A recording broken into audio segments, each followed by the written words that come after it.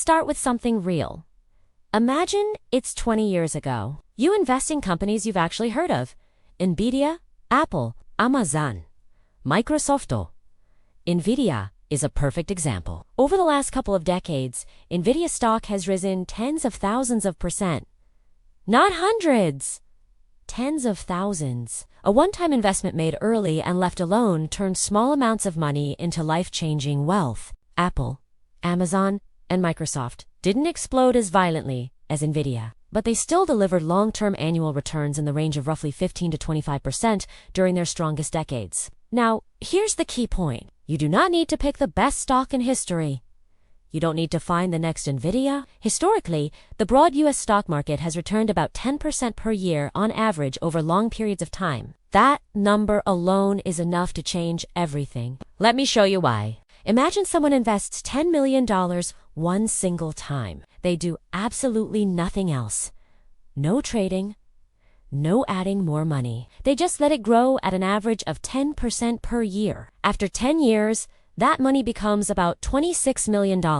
After 20 years, about $67 million. After 30 years, roughly $175 million. After 50 years, that original $10 million grows to approximately $1.17 billion.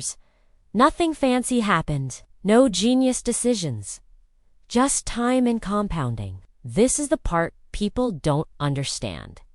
Just time doing what time does best. Compounding is not linear. It's exponential. Most of the money is made at the end, not at the beginning. The first 20 years feel boring. The last 20 years feel unfair. Now let's make this more relatable. Let's talk about a typical middle-class American family. The median household income in the U.S. is roughly $80,000 to $85,000 per year. Most of that money is spent on housing, food, transportation, insurance, and taxes. After expenses, many families believe they can't invest, but let's assume something very realistic. Let's say this family manages to invest $700 per month. That's not extreme. That's not luxury level saving.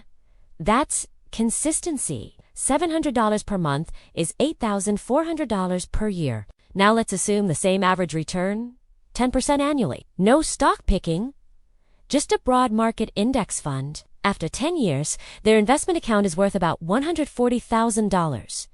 After 20 years, around $530,000. After 30 years, that family ends up with approximately $1.4 to $1.5 million.